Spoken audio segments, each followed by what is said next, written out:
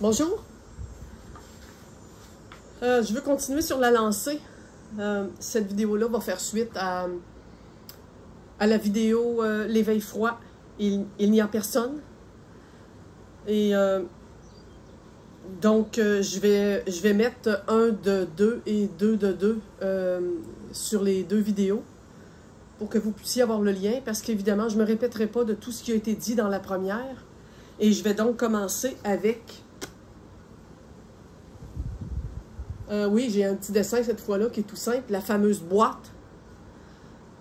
Là, je reprends avec la dernière vidéo, avec la première vidéo, sur l'idée de l'éveil froid, il n'y a personne, quand je faisais la distinction de la personnalité versus les conditionnements qui, dans le champ de conscience au complet, sont pris dans une boîte et du coup, la conscience, au lieu de rester attentive à elle-même, libre, comme elle l'est souvent dans l'enfance, quand les conditionnements ne sont pas très marqués, devient emprisonnée dans cette boîte-là et croit soudain que c'est sa vie. Et je reprends donc l'éveil froid qui est le point focal de l'éveil froid se situe, peu importe où, c'est la conscience consciente d'être elle-même. Mais pourquoi c'est différent de l'éveil chaud? Et pourquoi dans l'éveil froid, on ne prend pas part à ce qui se passe dans la vie, mais on est en observateur? Parce qu'on est situé dans le champ de la conscience en tant que soi-même sur une espèce de point ultime. Ce n'est pas un point qui englobe, à moins que l'éveil chaud soit vécu en même temps ou à la fois. C'est un point focal qui semble se vivre lui-même tout seul en tant que conscience pure. Et là, je le mets là, il pourrait être n'importe où, là. Mon blanc, c'est le champ de la conscience dans lequel la boîte d'identification est. Et soit qu'elle a été ouverte, détruite, qu'elle a été vue comme étant juste une boîte remplie de conditionnements, peu importe. Et du coup, la conscience qui se retourne sur elle-même et qui se rend compte qu'elle n'est pas le contenu de sa boîte et que donc elle peut se vivre en tant que conscience unique, se retrouve tout à coup dans le champ de la conscience, mais on va dire en quelque sorte isolée et séparée du reste du champ de la conscience, incluant la boîte. Et c'est ce qui fait l'éveil froid, c'est ce qui fait le retrait des émotions qui sont en train de passer, c'est ce qui fait l'observation de la vie qui a l'air de se dérouler tout seul. Et ça, je mets un petit clin d'œil ici sur ceux qui croient et qui expérimentent que tout se fait tout seul et ils n'ont aucun choix. C'est vrai et c'est faux. Du point de vue de l'éveil froid, c'est tout à fait vrai. Parce que c'est un état où la conscience est convaincue d'être unique, seule, et qu'il n'y a juste ça dans l'univers, elle-même en tant que conscience pure. Et tout le reste n'a pas disparu. Et elle le sait, et elle le voit. Autant la conscience impersonnelle en éveil froid est forte, autant vous pouvez tout faire l'effort de vous apercevoir qu'il y a un témoin qui est encore là et qui voit ce qui se passe dans le champ de conscience. Et là, on dit, par exemple, il n'y a plus de colère, ou il n'y a presque plus de colère, ou je vois la colère comme étant pas ce que je suis. La colère de la personne, de la conscience identifiée, donc en tant que conditionnement dans la boîte, sera plus vécu, va être vu comme une affaire complètement futile, irréelle et qui n'a jamais existé d'ailleurs. Et la colère, au sens de l'émotion pure, elle peut encore traverser tout le champ de la conscience, qui est un champ impersonnel. Il n'y a pas juste le champ personnel dans le champ de la conscience, il n'y a pas juste la boîte identifiée, il y a tout le champ de la conscience. Mais en éveil froid, le « je suis » est dans un point ultime, dans tout le champ de la totalité. Il se garde en retrait et de la boîte, qui voit maintenant comme illusoire, et du champ de la conscience. Ce qui fait que même les événements qui ne sont pas personnels sont vécus comme étant complètement illusoires par rapport au point focal d'être-té, qui, lui, s'est positionné en quelque part dans le champ de la conscience et qui fait « je ne suis pas cela, je ne suis pas cela, je ne suis pas cela, je ne suis pas cela ». Tout se déroule tout seul, tout arrive tout seul, parce que la vie de la conscience, qu'elle soit identifiée ou impersonnelle, a lieu dans tout le champ de l'univers. Hein. L'univers, c'est la vie de la conscience, c'est la conscience. Mais du moment où, en éveil froid, la conscience fait un retrait, un recul en elle-même, non seulement elle n'est plus dans la boîte, mais elle n'est pas non plus dans la totalité. Elle est au sein de la totalité, mais elle ne se reconnaît pas comme la totalité. Elle se reconnaît comme point unique, existant tout seul. Et ça, c'est une paix et une libération de tous les états de conscience, de tous les états émotionnels, de tous les états psychiques, psychologiques qui continuent d'avoir lieu. Payer ses comptes fait partie de l'expérience d'être un être humain sur Terre. Payer ses comptes n'a rien à voir dans la boîte. En quelque sorte, oui. Parce que payer ses comptes est un fonctionnement qu'on a mis en place pour la séparation. Mais à moins d'être conditionné à chialer sur comment m'en faire pour payer mes comptes, puis que ça vienne redondant, là, ça va être dans la boîte. Payer ses comptes existe dans le champ complet de ce qu'on est venu vivre ici. Et le point focal de l'éveil froid va être là. Il va voir qu'il y a des comptes à payer. Mais il n'embarquera plus dans le jeu de « Ah, les maudits comptes à payer, qu'est-ce qu'on va faire ce mois-là pour y arriver, ce mois-ci pour y arriver, nanana. » Ça va être vu comme quelque chose qui arrive tout seul. Et par le fait même, les synchronicités peuvent abonder, la vie va circuler librement, tout va avoir lieu de façon libre. Mais en même temps, pendant ce temps-là, il faut se rendre compte que le point focal qui se dit existant en lui-même, pour lui-même, tout seul, c'est un point de recul. C'est un point de séparation d'avec ce qui se passe dans le champ de la conscience. Et oui, ça se voit isolé. Et c'est pour ça que ceux qui pensent ne pas avoir le choix n'ont pas le choix. Le personnage ici, vous aurez compris qu'il n'a jamais eu le choix parce que c'est une fausse marionnette. C'est quelque chose qui n'existe pas. C'est des conditionnements à laquelle la conscience a cru, elle s'est enfermée dans la boîte pour les vivre. Et à ce niveau-là, ça faisait partie du jeu de dire « Demain, je mangerai des fraises pour déjeuner parce qu'elles sont un peu sur le bord de se dégrader et on ne va pas jeter de la nourriture parce qu'il y a des pauvres qui ne mangent pas dans le monde. Donc, on va conditionnement, peu importe, je dis n'importe quoi. » Et là, la conscience conditionnée va vivre son truc ici et va penser que c'est sa vie.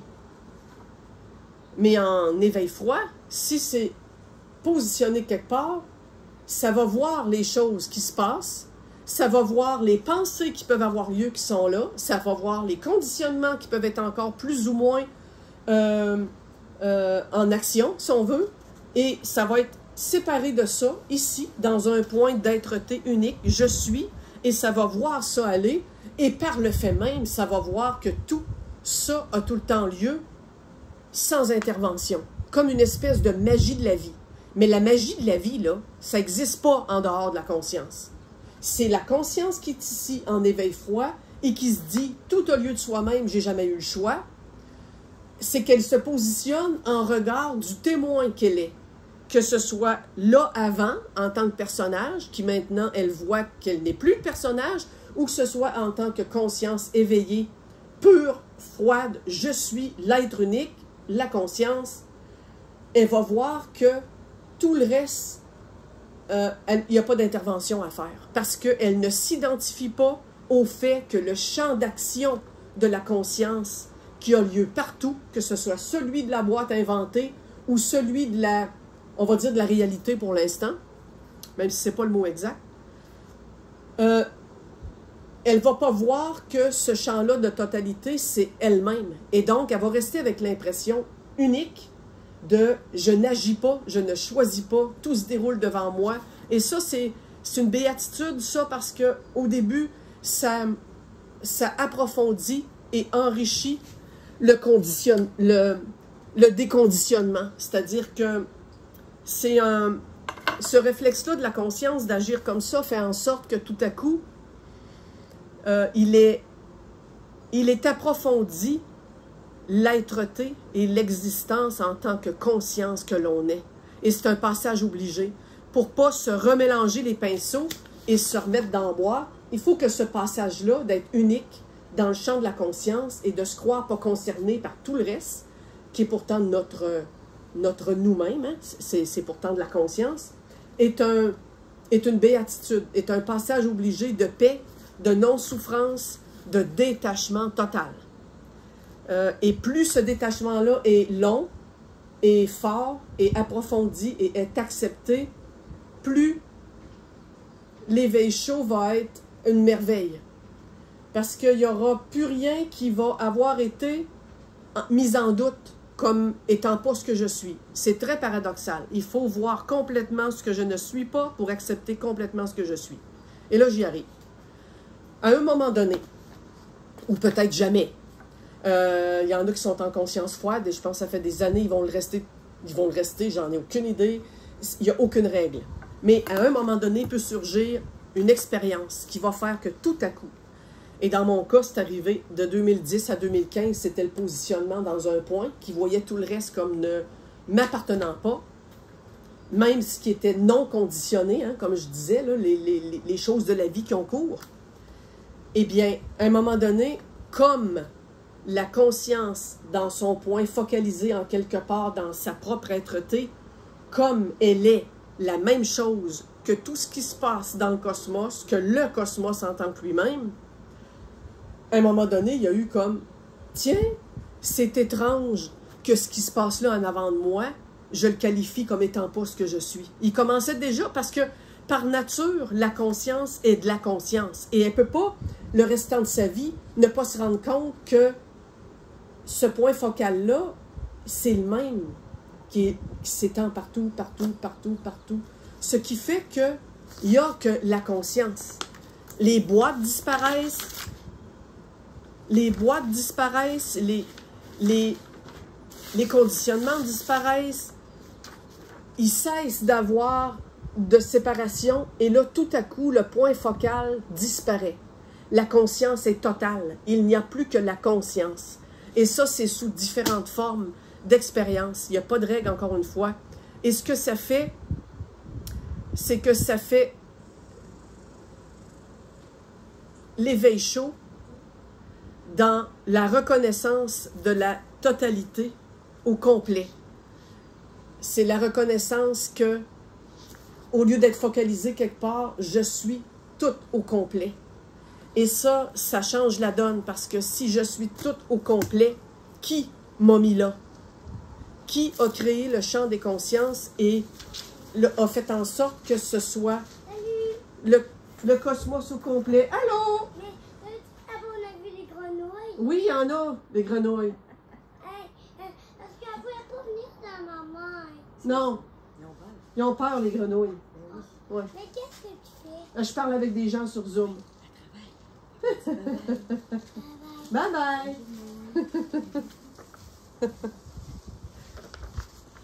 La vie en action. Alors donc, la conscience qui est en éveil chaud, tout à coup sort de son unique point focal d'être-té et réalise que tout ça qui se passait devant elle, incluant la boîte, s'il en reste ou pas, on s'en fout, tout ça devant elle et en elle est la même chose que ce qu'elle pensait en recul. Et du coup, il n'y a plus rien qui se déroule malgré elle.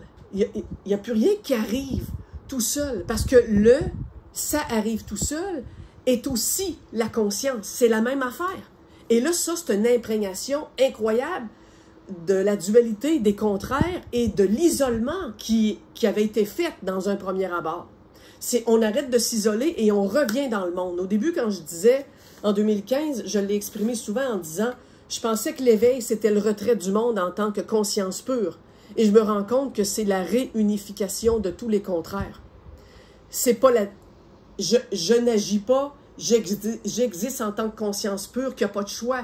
C'est aussi, j'agis. Je suis la conscience totale qui a choisi son monde et d'expérimenter de la façon dont elle le fait. Et en cela, dans ce positionnement-là total, où il n'y a plus du tout de boîte, de boîte qu'il y avait au début, c'est complètement différent.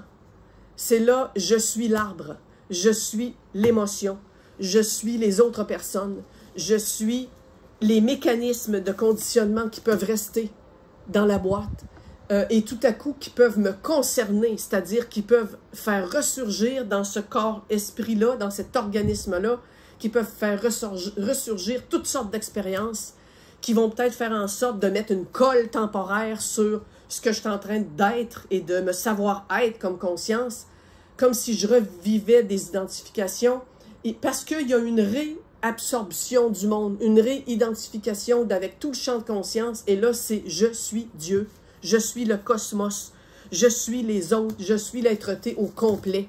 Et ça, c'est la reprise de son pouvoir de création. C'est « j'ai toujours eu le choix ». Et dans la sphère totale du cosmos conscient, il y a la parfaite unification des dualités. Ça veut dire que si en tant que conscience libre, j'ai choisi d'expérimenter que je n'aurai pas le choix, eh bien, je n'aurai pas le choix. Et je vais voir les choses qui vont potentiellement continuer de se dérouler et je vais vivre des expériences en tant qu'être humain, en tant que personnalité, en tant que personne avec un grand P, peu importe, je vais vivre, même en tant qu'illusion d'être une personne, d'être un personnage, une marionnette, mes expériences vont pointer tout le temps vers le fait que je suis victime de la vie, je subis, j'ai jamais eu le choix, les choses se déroulent tout seul et ça va continuer comme ça. Si je me rends compte, si j'ai choisi en tant que conscience libre que dans mon expérience, j'allais vivre les deux, je vais vivre les deux. Si j'ai choisi que dès le début, j'allais être persuadé que je suis le créateur de ma vie, c'est ce que je vais vivre et c'est ce que je vais faire. Et c'est ce que je vais expérimenter et c'est ce que je vais prôner aussi. Il n'y a pas de règles et tout est possible. Dans le tout est possible, dans l'éternel non-fin de tout est possible, comment voulez-vous qu'il n'y ait jamais de choix et jamais de possibilité de vivre vraiment le fait d'avoir du choix? Ce ne serait pas tous les possibles et ce ne serait pas éternel si c'était le cas. Parce que ça, c'est une question qui revient souvent. Est-ce qu'on a le choix? Est-ce qu'on n'a pas le choix? On l'a et on ne l'a pas. C'est quoi tu voulais faire? Recontacte et éveille-toi à cosmos conscient que tu es et vois et observe et vois. Et ensuite, fais la balance. Laisse la conscience que tu es faire la propre balance de éveil chaud, éveil froid et d'être sur la crête entre les deux et d'apprécier cette vie-là et de voir les contraires et de laisser les contraires s'unifier. Maintenant, il y a une boîte de Pandore là-dedans. Il y a une surprise. Il y a une belle surprise. Une belle surprise. La surprise, c'est que la conscience ici, et là, je ne sais pas si je vais la mettre trop ou pas assez dans le champ de... parce que je ne vois pas en avant de moi. On imagine le champ de la conscience, cette lumière toute blanche que l'on est, qui est complètement totale, qui vit l'éveil froid, qui vit l'éveil chaud, qui se situe sur la crête, qui prône le fait que nous sommes lumière, nous sommes amour, nous sommes béatitude, ou qui prône l'éveil froid de nous ne sommes pas la boîte, nous sommes la conscience je, rien ne nous concerne, nous ne sommes pas ce qui se passe, nous ne sommes pas les émotions, et blabla. Dans toute cette belle merveille-là, un jour peut arriver une non-expérience qui est complètement déstabilisante, c'est que la conscience elle-même, en tant que ce savoir-être, tous les univers, tous les possibles, tous les contraires, le froid, le chaud, la nuit, le jour, les hommes, les femmes, le mal, le bien, la guerre, la bonté, la conscience en tant que telle vit une sorte d'expérience où elle disparaît. C'est le non-être, c'est le non-manifesté, c'est l'absolu. Parce que, et la surprise, la belle surprise, c'est ça, c'est que ce champ-là de conscience, qui se croit être dans une boîte en tant que personne, ou qui se croit être un point focal, que rien ne le concerne, ou qui se croit, ou qui se voit être la totalité de toutes les totalités, n'est pas le bout de la fin. La conscience, même ici, dans son champ d'expérience vaste, en tant que je me reconnais comme étant l'univers, est encore de la manifestation. C'est encore de l'objet. C'est de l'objet sujet. C'est de l'objet quand je pense ne pas avoir le choix et que je suis en conscience plus froide. C'est du sujet quand je vois que je suis ce cosmos-là, cet univers-là, cette conscience-là et que je suis le tout. Mais le tout, c'est un produit. C'est encore quelque chose qui est l'autre côté de la clôture. C'est encore quelque chose qui est manifesté. La conscience provient, est issue du non-manifeste comme un attribut ou un produit ou un outil pour se savoir exister. Se savoir exister, c'est le Big Bang. C'est le blanc qui est la conscience et la conscience, c'est l'univers. C'est toute la structure matérielle en place, les fusions atomiques, la naissance des planètes, la matière noire, le vide de je ne sais pas trop quoi. C'est tout ce que les scientifiques cherchent. C'est la dualité qu'ils connaissent maintenant et qui savent parce que les petites bébelles sont conscientes et existent en même temps l'une par rapport à l'autre à des milliards de kilomètres. Bon, je ne me lancerai pas dans le truc parce que je ne suis pas scientifique. Mais tout ça, c'est du manifester. Et à un moment donné, la conscience qui se croit elle-même étant le tout ou étant le rien va disparaître. Et là, c'est impossible d'en parler parce que on peut pas, si on prend la conscience pour en parler, et c'est ce qu'on est obligé de faire parce qu'on est de ce côté-ci, hein, on est du côté du Big Bang, on ne peut pas être de l'autre côté. Ce c'est pourtant, après coup, quand on revient après l'expérience, moi ça a duré 3 jours en 2015, ce c'est provenir et être issu du rien, du zéro. Mais c'est pas le rien en tant que la conscience froide. Là. Je suis pas les émotions, je suis pas le personnage. C'est le grand potentiel zéro. J'aime pas dire le néant parce que c'est pas un néant. Dans le néant, le mental prend peur et il se dit ah, je vais disparaître dans le vent. J'aime mieux parler de zéro absolu. J'aime mieux parler de potentiel. J'aime mieux parler d'un état innommable qui est le créateur de son propre devenir, sa propre manifestation, sa propre observation de lui-même, en créant quelque chose qui devient créateur, qui fait des planètes, qui fait de la nature, qui fait des animaux, des arbres et des êtres humains, et qui fait les degrés de conscience différents à l'intérieur de tout ça pour ultimement jusqu'à l'homme, pour se savoir exister. Le zéro, l'absolu, ne se sait pas exister. Il ne peut pas se dire « je sais que je suis Dieu, je sais que j'existe ». Pour se faire dans ce potentiel-là non né, pour se faire par la magie de je ne sais pas quoi, c'est un mystère vraiment absolu, ça débouche sur une explosion qui devient le truc à observer et le sujet qui observe, la conscience en elle-même. Alors, l'éveil chaud, l'éveil froid, c'est pas la fin. La conscience qui se connaît elle-même en tant que créatrice ou en tant que je suis en recul et tout ça ne me concerne pas, c'est pas la fin. C'est correct, hein? Je veux dire, c'est correct, pareil, de parler. Il y a tellement de... ou de se taire, il n'y a pas de règle. Mais je veux dire, il y a tellement d'expériences qui sont... qui abondent depuis plusieurs années, pas plusieurs années, depuis, je dirais, la COVID, il y a tellement d'expériences qui abondent et il y a tellement de témoignages, et la quasi-totalité des témoignages se retrouvent en point focal d'éveil froid ou en point total d'éveil chaud, soit en disant « il n'y a rien et tout se déroule tout seul et je ne crée rien et moi je suis l'être unique, la conscience, ou nous sommes la totalité, nous sommes l'amour, la paix, le ci, le ça ». C'est vrai en autant qu'on puisse dire aussi, par contre, je suis la guerre et je l'accepte parce que la guerre n'est pas en dehors de ce truc-là de conscience. Là. Mais ça, en éveil chaud, je pense que la majorité des gens qui vivent vraiment l'éveil chaud sont obligés de l'admettre. Sinon, ce serait un faux éveil chaud récupéré par un petit magicien magique appelé Ego dans la boîte ici, qui se croirait Dieu et qui se graviterait là-dedans à cause d'une expérience de conscience altérée. Mais bon, ça, c'est un autre sujet qui est l'éveil chaud et ses problèmes en particulier.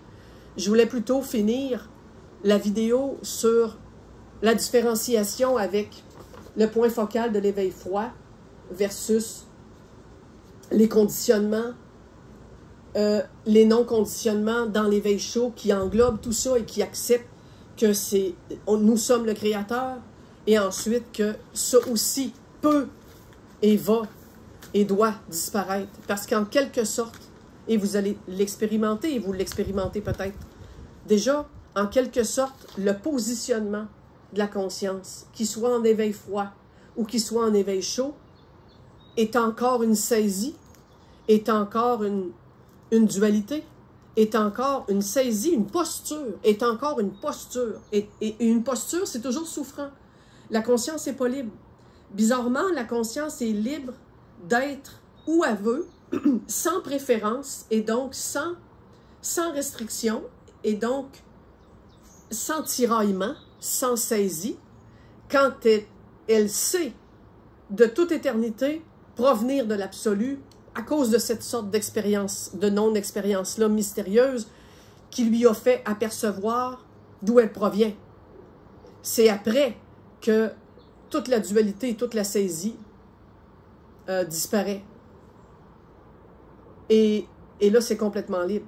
Ça peut se resservir de certains mécanismes qui sont encore là pour jouer le jeu. Ça peut être là. Ça peut être tout là. Il n'y a absolument plus aucune préférence dans la façon dont c'est vécu.